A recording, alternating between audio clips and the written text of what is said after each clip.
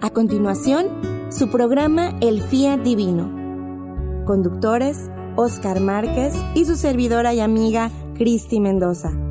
Te invitamos a descubrir el plan de Dios para nosotros, sus hijos, que es vivir en la divina voluntad. Acompáñanos.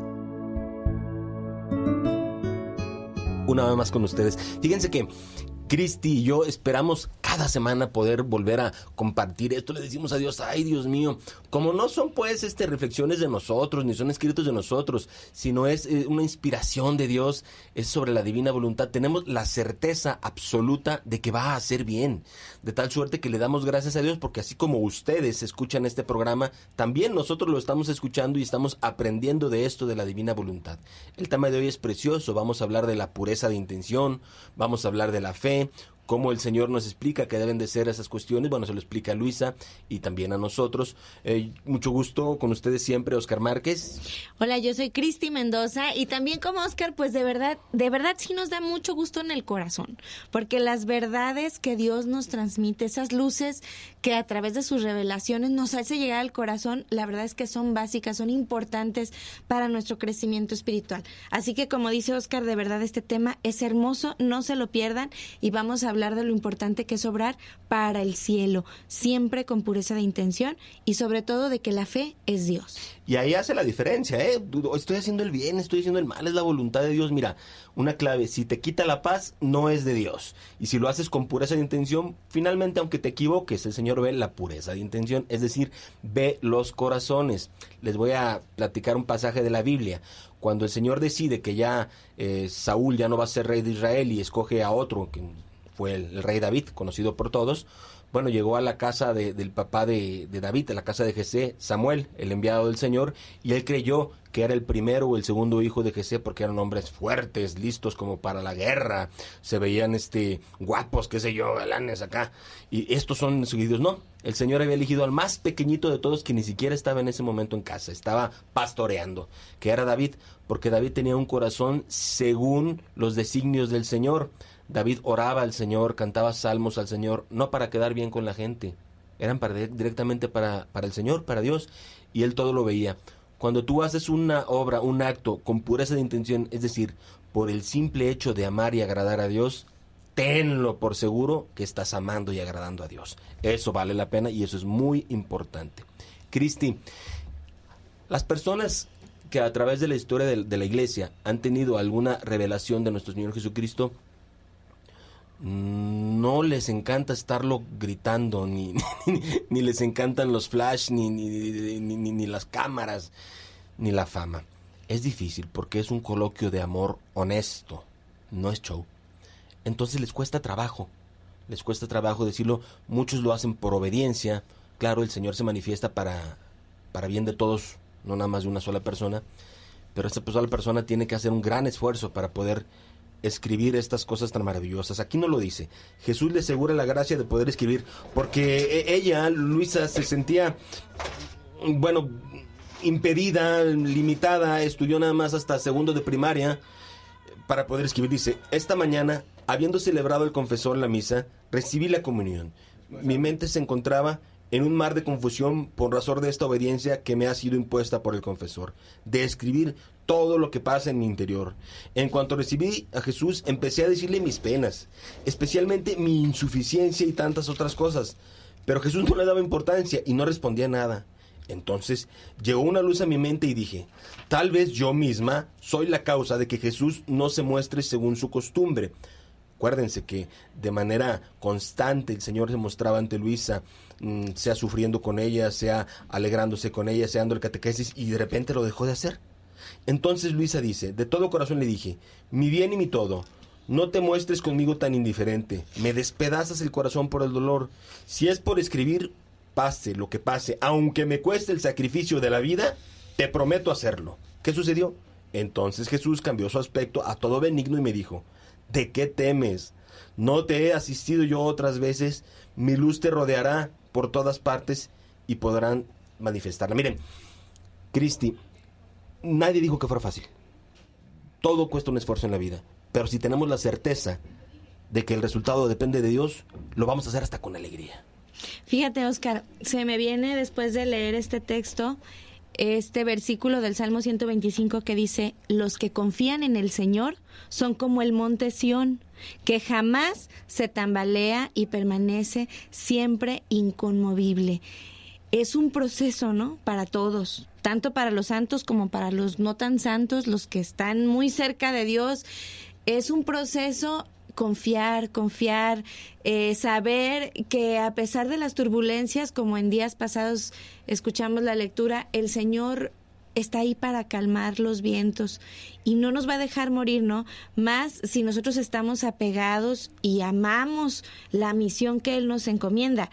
También me viene con este texto, le dice Jesús a Luisa: mi luz te rodeará por todas partes y podrás manifestarte. Dice Isaías en el capítulo 9 que el pueblo que caminaba en tinieblas vio una gran luz, ¿no?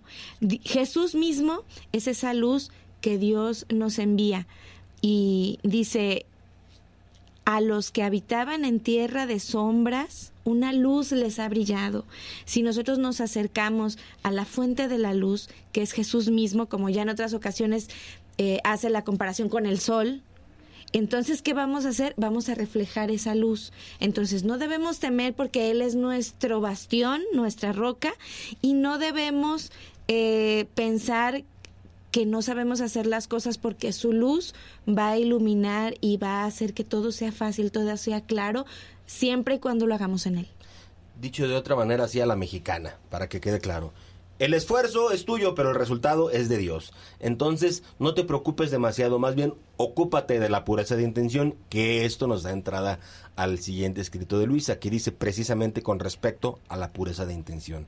Y mientras esto decía, no sé cómo, vi al confesor junto a Jesús y él le decía: mira, todo lo que haces pasa al cielo, por eso fíjate en la pureza con la cual debes obrar, pensando que todos tus pasos, palabras y obras vienen a mi presencia y son puros, o sea, hechos por mí. Siento grandísima complacencia y lo siento a mi alrededor como tantos mensajes que me hacen recordarte continuamente. Si en cambio son hechos por fines bajos, terrenos, siento desagrado. Los ojos siempre en alto, eres del cielo y obra para el cielo. Ay, qué importante, fíjate. Yo desde chiquito en la catequesis me acuerdo que me decían que es omnividente, quiere decir que todo lo ve. Entonces, me da ternura, pues ternura y tristeza cuando se esconde Caín, ¿no? Se quiere esconder del Señor. ¿Dónde estás?, dice Caín. Como si el Señor no supiera dónde está. No hay lugar en el universo, y digo bien, en el universo donde puedas esconderte de la vista de Dios. De tal suerte que si tú haces algo para quedar bien con Él porque estás frente a Él, pues siempre estás frente a Él. Date cuenta, no puedes, bueno, soy católico 20 horas, las otras 4, no, esas son payasadas, ¿no? Yo soy católico en mi vida diaria, pero en mi trabajo no, también es ridículo. El Señor todo lo ve, Cristi. Así es, y bueno, dice Jesús, los ojos siempre en alto. ¿Qué quiere decir esto?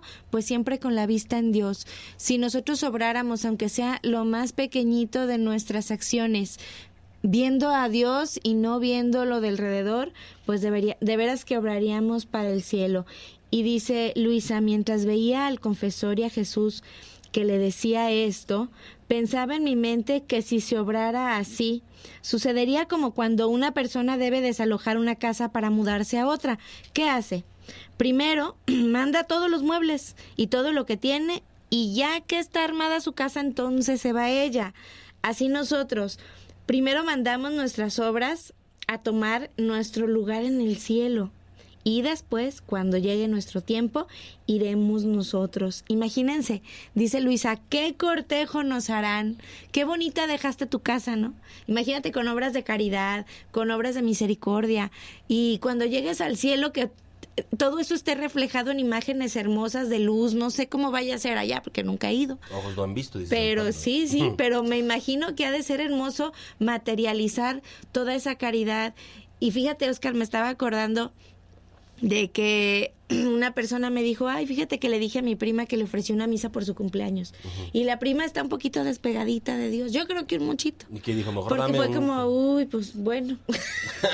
De verdad. Sin saber la maravilla Y claro. exactamente, y me dice mi amiga, dice, híjole, dice, ya cuando llegue al cielo y vea el tesoro tan grande, o sea, lo valioso que es una Eucaristía ofrecida por ella, Claro. yo creo que va a decir, híjole, yo despreciándola, ¿verdad?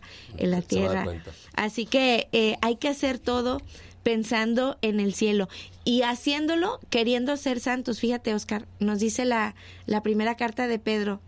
Así pues, manténganse alertas, sean sobrios y pongan toda su esperanza en la gracia que les traerá la manifestación de Jesucristo. Como hijos obedientes, no se dejen llevar por las pasiones de antes, cuando vivían en la ignorancia. Por el contrario, sean santos en todo su comportamiento, como es santo el que los ha llamado. Por eso está escrito, sean santos, como yo soy santo, decía Jesús. Eso es armar nuestra casa en el cielo. Eso es vivir con los ojos en alto.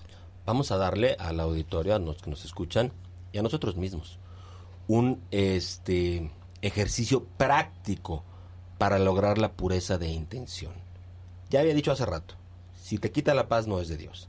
Ahora te voy a decir otro ejercicio. Para empezar con esto, porque bueno, estamos acostumbrados a hacer nuestra humana voluntad y normalmente pues no es la correcta, ¿verdad? Muchas veces se equivoca. Bueno, para estar en la voluntad de Dios, antes de hacer cada cosa, lo que se te ocurra ahorita y pienses, pregúntate a ti mismo, ¿qué haría Jesús en mi lugar? ¿O qué haría María en mi lugar? Y ahí vas a ver la pureza de intención. Si te ibas a pelear, se acabó el pleito antes de empezar, porque Jesús no haría eso.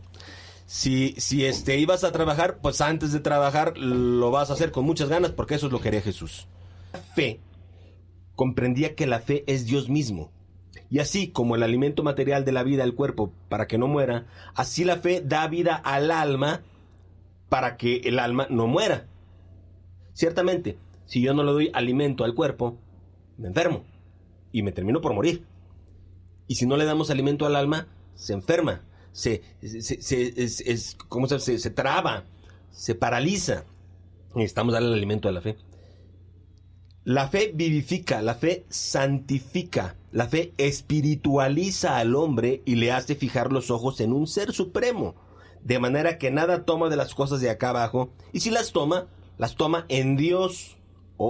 La felicidad de un alma que vive en su fe. Su vuelo es siempre hacia el cielo.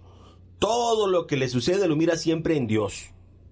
Y he aquí cómo en la tribulación la fe la eleva a Dios y no se aflige, ni siquiera profiere un lamento, sabiendo que no debe formar aquí su contento, sino en el cielo. Así también, si la alegría, la riqueza, los placeres lo rodean, la fe la eleva en Dios y le hace decir para sí: oh, cuán más contenta y más rica seré en el cielo. Por lo tanto, les toma fastidio estas cosas terrenas, las desprecia y las pone bajo sus pies. Así es, Oscar. Fíjate qué cosa tan hermosa es la fe. Está diciendo que la fe es vivir con un pie aquí y otro pie en el cielo. Eso es vivir en Dios. Hay que recordar que la fe es una de las 3 virtudes teologales, muy importante, y se nos da estas virtudes en el bautismo. Estas son infundidas por Dios. Es como una semillita que empieza a crecer con nuestro esfuerzo. Sí es un regalo de Dios, pero también depende de nosotros que queramos vivir de esas virtudes. ¿Cuáles son sus características? Bueno, que estas no las conquista el fruto del hombre, son directamente de Dios. Así que solo lo que tenemos que hacer es decirle a Dios: Señor, esa fe, esa semilla que has puesto en mí, hazla crecer, permíteme vivir. Sí requiere nuestra colaboración, esto es muy importante, libre y consciente, para que se perfeccione y crezca. No es una virtud teórica, es un modo de ser, de vivir. No es simplemente, yo tengo fe, yo sé lo que significa. No, hay que vivirlo, hay que vivir hacia lo alto. Va y siempre está junto con la esperanza y la caridad. Acuérdense que las 3 son juntas y se nos dan como don. Una cosa lleva a la otra, sí. Exactamente. Así que fíjense qué hermoso esto que Dios nos dice, que en las tribulaciones la fe eleva a Dios. Quiere decir que a pesar de que haya pruebas, de que haya momentos difíciles, cuando nosotros tenemos fe, nuestra perspectiva cambia, ¿no? O sea, vivimos de una manera diferente. Lo hacemos pensando y esperando que siempre todo nos va a llevar a la santidad. Ay, cuando me preguntaba yo esto, antes de conocer un poco más, y entonces para tener fe, ¿se necesita tener fe? Me decía a mí mismo. Estaba complicada la respuesta. Y la encontré pues, gracias a Dios, en la palabra de Dios. Dice San Pablo clarito, claramente, la fe se acrecienta con el estudio y la lectura de la palabra de Dios. Pues ahí está la clave. Es decir, entre más conoces a Dios, pues más lo amas. O como dice San Jerónimo, quien no conoce la palabra de Dios, no conoce a Jesucristo. Hay personas que se acercan y con un mensaje mariano, a veces aceptado por la iglesia, a veces no aceptado, y caen incluso en fanatismo sin siquiera conocer la palabra de Dios o el catecismo. Eso no es voluntad de Dios. Conozcamos bien cuál es nuestro catecismo de la Iglesia Católica, conozcamos bien la palabra de Dios, es decir, conozcamos al Hijo, y con el Hijo al Padre y al Espíritu Santo, para gloria de Dios. Continuamos, Cristi. Me parece que un alma que vive de fe le sucede como a una persona que posee millones y millones de monedas y hasta reinos enteros, y otra persona le quiere ofrecer un centavo. ¿Qué diría aquella? ¿No se indignaría? ¿No se lo arrojaría a la cara? Y agregó, ¿y si ese centavo estuviera todo enlodado, como están las cosas terrenas, y además le fuera dado solo en préstamo?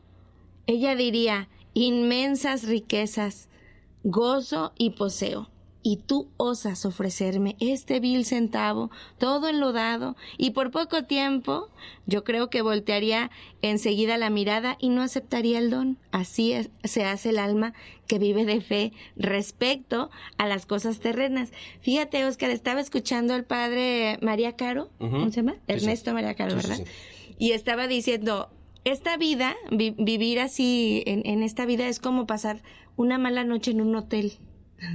O sea, imagínate, ¿no? Sí. Dice, ¿qué pasa cuando llegas a un hotel ahí de pasadita? Llegas cansadísimo y te da un dolor de cabeza, ni siquiera puedes dormir bien. Pero bueno, sabes que es una noche. Pues sí. Y que no es tuyo el de la cama donde estás durmiendo, ni el lugar donde estás, y cuando te vayas no te vas a llevar nada de lo que había en el hotel. Es temporal, exactamente. Exacto. Entonces, así es este tesoro que tenemos. Todo lo que tenemos aquí terrenamente es prestado, es por un ratito, y no tiene la belleza y la perfección de la vida eterna que Dios nos tiene preparado ahora sí que para toda la eternidad. Ahí es donde, como dice Cristi, que la fe se lleva con la esperanza de la caridad. Entonces viene la esperanza de la vida eterna, la esperanza de la presencia de Dios. La confianza es parte de la fe, claro, necesitamos confiar, y con respecto a la confianza nos tiene Cristi preparado un canto preciosísimo, Cris.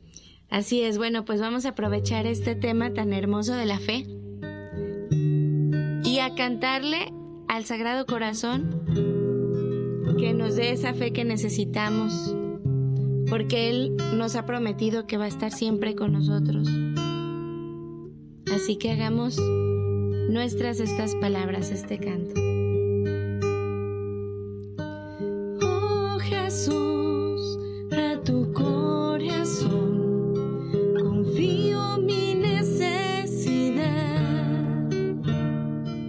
Mírala y después deja tu corazón actuar. Oh Jesús, yo cuento contigo.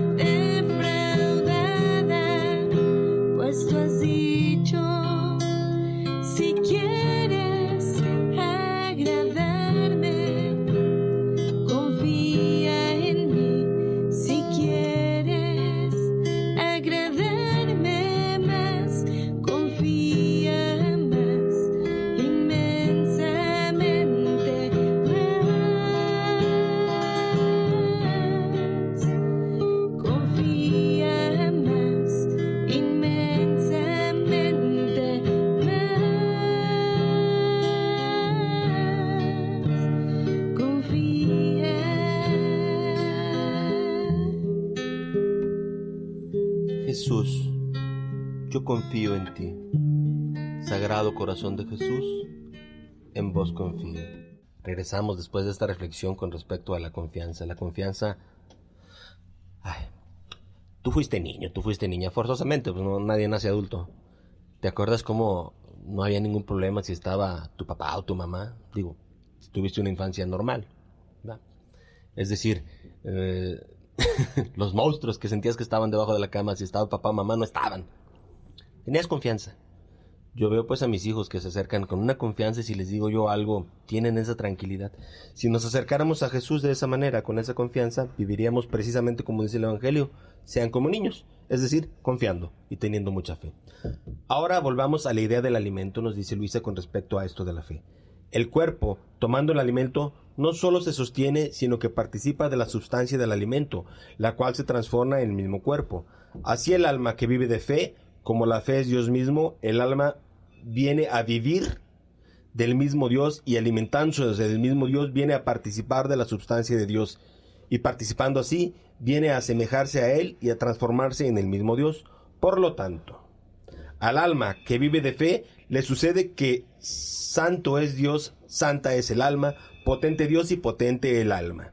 Sabio, fuerte, justo Dios, sabia, fuerte, justa el alma. Y así todos los demás atributos de Dios en suma. El alma llega a ser un pequeño Dios, tranquilos, no se me asusten, ahorita les explicamos, o la bienaventuranza de esta alma en la tierra, para ser luego más bienaventurada en el cielo. ¿Qué quiere decir eso? Se diviniza, o sea, se vive en la divina voluntad. Pasa de ser un acto temporal, un acto humano, a ser un acto de Dios, por Dios, en Dios, para Dios y por lo mismo para toda la historia de la salvación. Lo explicamos ya una vez, lo vuelvo a decir. Cuando el Señor muere en la cruz, no muere nada más por los de ese tiempo, por los apóstoles. Muere por todas las generaciones pasadas, presentes y futuras. Si nosotros pretendemos vivir un acto en la divina voluntad, se convierte en un acto de Dios. Y al ser un acto de Dios, es para todas las generaciones pasadas, presentes y futuras. Así es.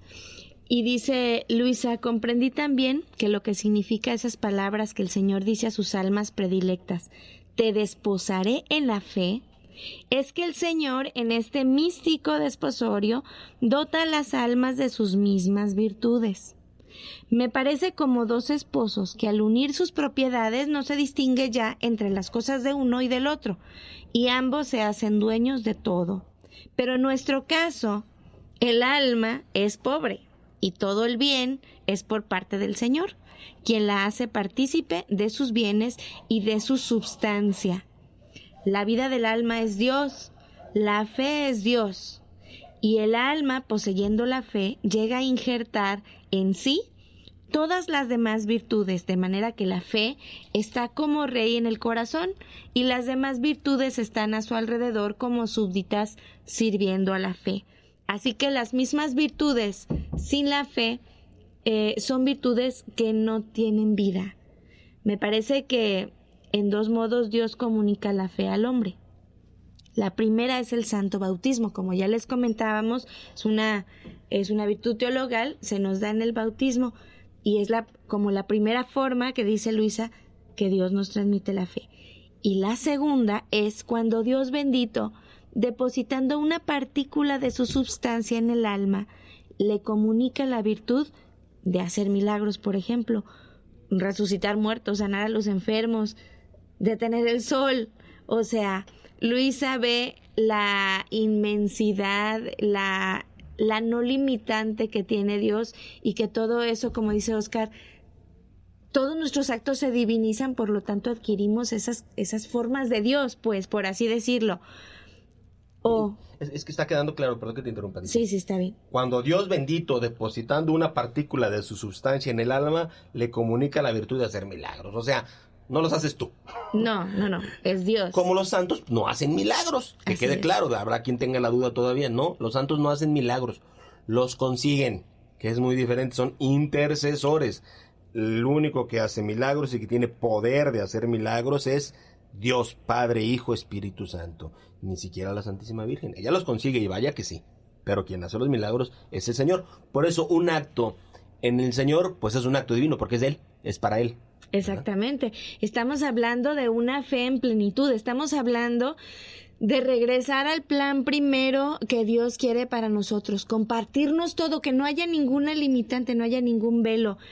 Y dice Luisa Picarreta, si el mundo tuviera fe, se cambiaría en un paraíso terrenal. Imagínense cuán alto y sublime es el vuelo del alma que se ejercita en la fe. Ojo, ejercita. Es necesario poner nuestro esfuerzo para conseguirlo. Me parece que el alma, ejercitándose en la fe, hace como esos pajaritos tímidos.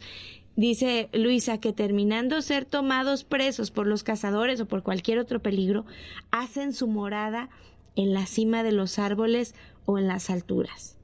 Cuando están obligados a alimentarse, bajan, toman su alimento y luego se regresan a su morada en lo alto. Y alguno más listo todavía toma el alimento y ni siquiera se lo come en la tierra, sino que para estar más seguro se lo lleva a la cima de los árboles y allá se los come. Esta es la imagen de un alma que vive de fe. Es tan tímida de las cosas terrenas que por miedo a ser acechada por el pecado, por las debilidades, por las cosas que nos arrastran en este mundo, ni siquiera las voltea a ver, ni siquiera se pone en la tentación. Su morada está en lo alto, encima de todas las cosas de la tierra, y especialmente en las llagas de Jesús. Por eso tienes que cuidar lo que ves, lo que escuchas y lo que haces. Por eso el Señor del Evangelio dice, si tu ojo te es ocasión de pecado, arráncatelo. Más vale que entres tuerto al reino de los cielos que con los 2 ojos al infierno. Es un signo, no quiere decir que te quedes tuerto ni que te estés cortando un brazo, ¿verdad? Pero sí cuida lo que ves. Vamos, te lo voy a poner más claro. Piensa en el alimento más exquisito que te guste. ¿Cuál es el alimento que más disfrutas tú? Híjole, la lengua en salsa verde. Ay, casi. Se me antojó. ¿Tú me preguntaste? Se me antojó. Bueno, qué rico. Le voy a decir a Maggie que me haga. Ok, vamos a pensar en eso. Yo voy a pensar en cualquier otro alimento o en el mismo porque sí me gusta bastante. Lengua en salsa verde, muy bien. Te voy a poner un plato de lengua en salsa verde y en el otro lado te voy a poner un plato con estiércol.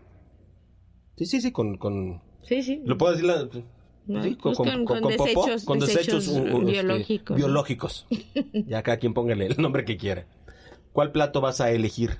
No, pues la lengua en salsa verde. Entonces, ¿por qué estamos siempre comiendo la porquería en vez de estar comiendo la lengua en salsa verde? Es lo mismo. ¿Por qué si sé que me hace daño veo esas porquerías? ¿Por qué si sé que me hace daño hago esas porquerías? ¿Por qué si sé que me hace daño me alejo de Dios? Es así como lo estoy diciendo, así de ridículo es. Pero hay que clarificarlo. Continuamos, Cristi. Así es. Y dice Luisa, bueno, esta alma está unida, está escondida en las llagas de Jesús. Y desde esas bienaventuradas moradas, o sea, desde ahí donde está cerca de Jesús, gime, llora, reza y sufre junto con su esposo Jesús por la condición y miseria en que yace el género humano. ¿Por qué? Porque como dices, Oscar, nosotros estamos viendo quién prefiere el plato de porquería, de otra cosa, y no elige el verdadero alimento. Entonces, como vivimos en el mundo, aunque no somos del mundo, dice Luisa, bueno, pues tenemos que pedir por el género humano, ¿no? Mientras ella vive en esas moradas de las llagas de Jesús, el Señor le da una partícula de sus virtudes, y el alma siente en sí esas virtudes como si fueran suyas, pero se da cuenta de aunque las ve suyas, esa posición le ha sido comunicada por el Señor. Sucede como a una persona que ha recibido un don que no poseía. ¿Qué hace? Lo toma y se adueña de él, pero cada vez que lo ve, dice para sí, esto es mío, pero me fue dado por aquella otra persona. Es lo mismo con el alma, cuando el Señor le da una partícula de su ser divino y la transforma en sí misma, lo hace que sea nuestra, pero nosotros no dejamos de reconocer que es de Dios. Entonces esta alma, ¿cómo aborrece el pecado? Fíjate, Oscar, qué hermoso es pedir el don de la divina voluntad. Entre más cerca estamos de las cosas de Dios, más nos va a repugnar el pecado. Eso es algo lógico. Y no es palabra de nosotros, es San Pablo lo dice. Así es. Tengo por estiércol todo lo que no es evangelio. Así lo dice clarito, y así lo vive. Si muy pobre a no tener nada, si muy rico a tener de más, no le importa. Lo que le importa es ganar el evangelio. tenga que hacer lo que tenga que hacer. Y lo apalearon, lo apedrearon, lo dieron por muerto, naufragó, lo azotaron y finalmente fue mártir. ¿Y qué hizo? Ganó el cielo para él y para muchos más por su esfuerzo en la divina voluntad. ¡Qué maravilla! Por eso él decía, fíjense qué bonito, ya no soy yo, ahora es Cristo quien vive en mí. ¿Lo entendió, verdad? Perfectamente. Y fíjate, Óscar, tan lo entendió que empezó a trabajar para conseguir almas para Cristo, porque, ojo, sí vamos a aborrecer el pecado, esperamos en Dios que sí, por la gracia de estar cerca de Él, pero no debemos dejar de ver a los demás y compadecernos. ¿Para qué? Para pedir por aquellos que en el camino se están yendo al precipicio. El alma se une junto con Jesús y se ofrece víctima para sufrir y así aplacar la divina justicia y para librar a las criaturas de los castigos merecidos. Y si fuese necesario el sacrificio de su vida, de cuán buena gana lo haría para la salvación de una sola alma. O sea, no podemos, si estamos ya en las cosas de Dios, despreciar o marginar o ver feo a lo mejor a los que siguen en ese camino de perdición. Al contrario, nuestro amor con la cercanía del amor de Jesús debe ser tan grande que seamos capaces de abarcar a todos y pedir hasta que no ganemos, como San Pablo, almas para Cristo. Y dar testimonio. ¿Por qué se acercaban los primeros cristianos, a la gente de los primeros cristianos? Porque estaban llenos de amor y de felicidad. ¿Cómo ve Luisa la divinidad, Cris? Ay. Ver a la divinidad, imagínense. Muéstrame tu rostro, Señor. Ay, en el Antiguo Testamento Moisés le dice al Señor, no me puedes ver de frente porque morirás, lo ve de espaldas. Efectivamente el Señor es espíritu, toma la forma de hombre con el Hijo, nosotros somos a imagen y semejanza de Él, pero ¿cómo lo ve en la visión beatífica que tiene Luisa? Y que nada más ella y muy pocos, no anden luego diciendo que ustedes escribieron visión beatífica porque se tiene que notar con sus actitudes. Dice, entonces, mientras me encontraba fuera de mí misma, estando en lo alto de los cielos, me pareció ver a Dios dentro de una luz. Él mismo parecía también luz. En esa luz se encontraba belleza, fortaleza, sabiduría, inmensidad, altura, profundidad sin límites ni confines. Así que aún en el aire que respiramos está Dios.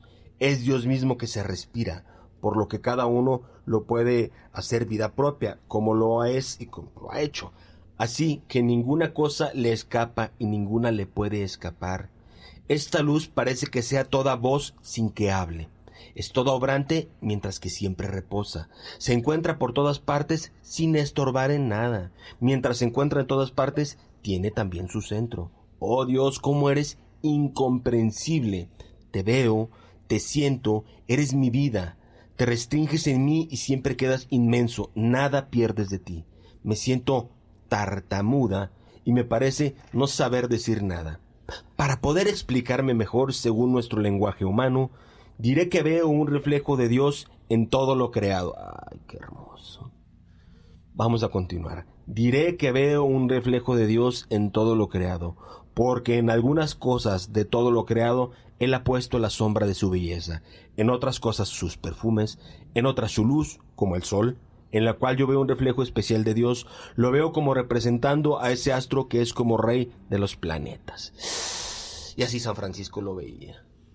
En el hermano fuego, en el hermano lobo, en la hermana flor, y descubres a Dios. Y qué aroma tan delicioso, pues es el aroma de Dios. Y qué aire tan fresco, pues es la frescura de Dios. Y qué alimento tan exquisito, pues es el alimento de Dios. Vamos, es hermoso verlo así. Eso es vivir en la divina voluntad, Cris. Fíjate, Óscar, qué importante sería que aprendamos a contemplar a Dios en todo lo que nos rodea. No debemos esperar a que Dios se manifieste así como estas grandes santas para decir, ay, de veras Dios está aquí entre nosotros. Basta con salir y ver el cielo, ver las nubes, ver el sol y ver cómo la naturaleza crece, se reproduce, cómo nosotros como seres humanos, como reyes de la creación, caminamos, hablamos, tenemos esa alma que nos anima, que Dios puso ahí con su soplo de vida, porque si Dios no hubiera puesto su mano y su toque en cada una de las cosas que vemos, pues entonces no tendrían esa brillantez, esa vida que nosotros la vemos, ¿no? Agregó que la luz del sol se derrama por todas partes. Así Dios, con su inmensidad, penetra todo. Pero hay que recordar que el sol no es más que un reflejo, porque no llega donde no puede penetrar con su luz. En cambio, Dios lo penetra todo. Dios es espíritu purísimo. Lo podemos representar como el sol, pues para dar un ejemplo, que hace penetrar sus rayos en todas partes sin que nadie lo pueda tomar entre sus manos y más. Dios mira todo, las iniquidades, las infamias de los hombres, y queda siempre lo que es puro, santo e inmaculado. Trataré de comentar con respecto a la Santísima Trinidad, tomando el ejemplo del sol, que es creación, eso nos queda claro. El sol produce luz, produce calor y produce vida. Sí, las plantas no pueden vivir sin el sol, se mueren. Ya pon una plantita y sin el sol, o es como querer vivir sin agua, no se puede. Pero es el mismo sol. Entendamos o procuremos entender la Santísima Trinidad, que es vida, es calor y es luz. Pero es un mismo Dios en tres diferentes personas. Ay, qué chulada, ¿verdad, mi Cristi? Sí, fíjate, ¿cómo podemos separar el calor del sol al sol mismo? ¿Cómo podemos separar sus rayos a la vida que él da?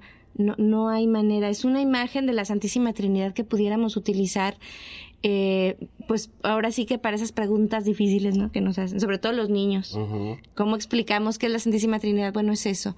El obrar es el Espíritu Santo, uh-huh. el calor, la luz es Jesús, uh-huh. ¿no?, la que se refleja, la que transmite, y la vida es Dios, el fuego, la voluntad, ese es Dios Padre. Y fíjense cómo estamos en este capítulo que se llama ¿Cómo ve Luisa la divinidad? La ve Jesús, lo ve a Jesús en la Trinidad.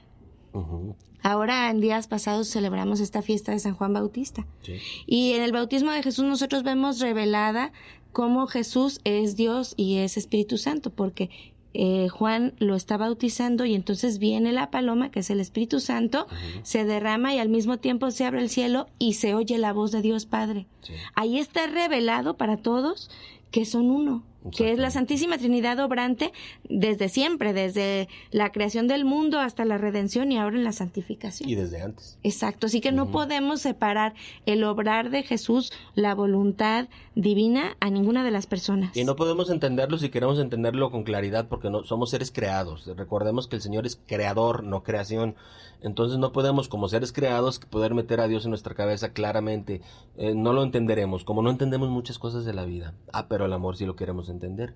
Y confiar en Él es lo mejor que nos pueda suceder. Por ahí, Cristi, una cancioncita hermosa. Claro que sí, vamos a tomar estas palabras como nuestras. Es tomada de la palabra de Dios. Y bueno, vamos a ver todo lo hermoso que Dios es con nosotros, lo que nos ama. Y cómo en cualquier parte de la naturaleza vemos su amor y podemos gozarnos de su delicadeza, de su brisa suave.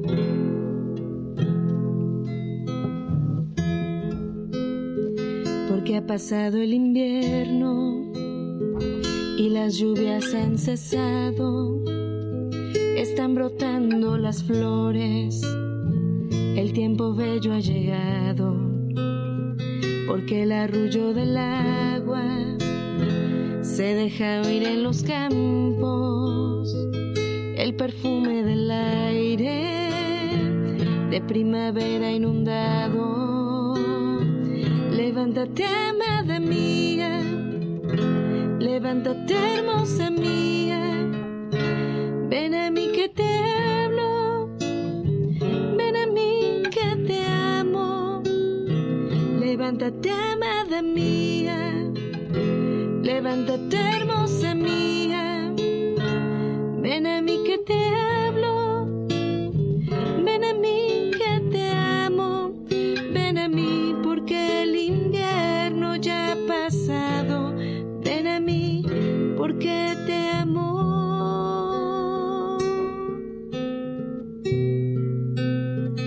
Ven a mí, amada mía, paloma mía que anidas en el hueco de la peña, en las grietas de la roca. Déjame ver tu figura, déjame ver tu presencia, déjame escuchar tu voz, porque es muy dulce tu voz. Déjame ver tu figura, déjame ver tu presencia, déjame ver tu mirada, déjame escuchar tu voz. Levántate, amada mía, levántate, hermosa mía, ven a mí que te hablo, ven a mí que te amo, ven a mí que te amo, ven a mí que te amo, ven a mí que te amo, ven a mí que te amo, levántate, amada mía. Y en este canto vemos, Oscar, cómo Jesús le habla a su iglesia, a cada una de las almas, y con qué amor y con qué ternura nos pide que nos levantemos de pues estas pasiones, de este pecado, y que lo elijamos a Él y a las cosas del cielo. El Señor nos quiere felices, no nos quiere tristeando, amargados. Un santo triste es un triste santo. De tal suerte que, con el gozo en el corazón, con el gozo de ser hijos de Dios, estés donde estés y pase lo que pase, tu corazón está lleno de esperanza, y la esperanza está puesta no en el dinero, ni siquiera en la salud, tampoco en el hombre. Dice la palabra de Dios: maldito aquel que confía en el hombre. Tu esperanza está puesta en Dios. Con eso nos quedamos. Nos escuchamos la próxima semana, Cristi. Dios los bendiga y espero que contar pues con su presencia. Nos escuchamos, Oscar. Fiat. Gracias por acompañarnos en el Fiat Divino. Y los esperamos en la próxima emisión. Dios los bendiga.